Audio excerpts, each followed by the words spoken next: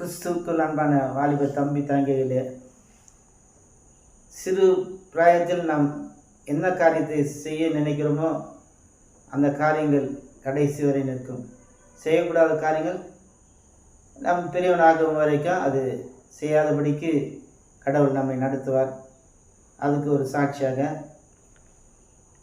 நான் 5-7 வயசில் எங்கள் மாமா சிகரெட் வாங்கி சொல்லுவார். வாங்கி வந்து கொடுப்பேன். வாங்கி கொடுத்தேன்னா எனக்கு ஒரு பைசா கொடுப்பார்.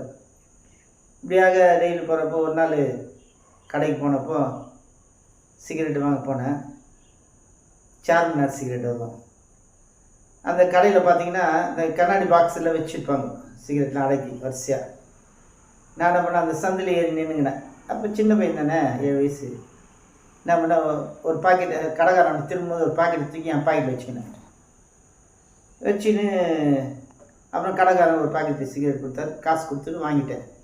எடுத்துன்னு வந்து எங்கள் மாமா கையில் கொடுத்தேன்.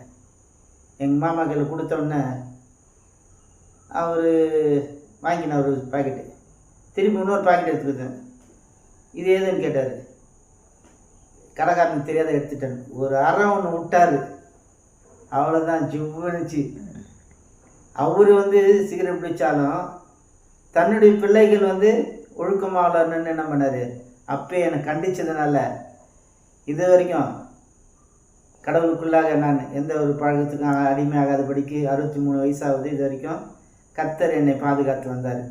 அப்படி தான் 5 விளையாது 50 விளையாது என்ற அந்த பழமைக்கு ஏற்றாப்புல வேத வசனங்களை நம்ம தியானிக்கும்போது கர்த்தர் இந்த காரியத்தை செய்யக்கூடாது என்று நமக்கு கட்டளையிடும்போது அதன் வழியை நடக்கும்போது உண்மையிலே நாம் பெரிய ஆசீர்வாதங்களை பெற்றுக்கொள்ளும் என்பதை இந்த நாளில் உங்களுக்கு தெரிவித்துக் கொள்கிறேன்.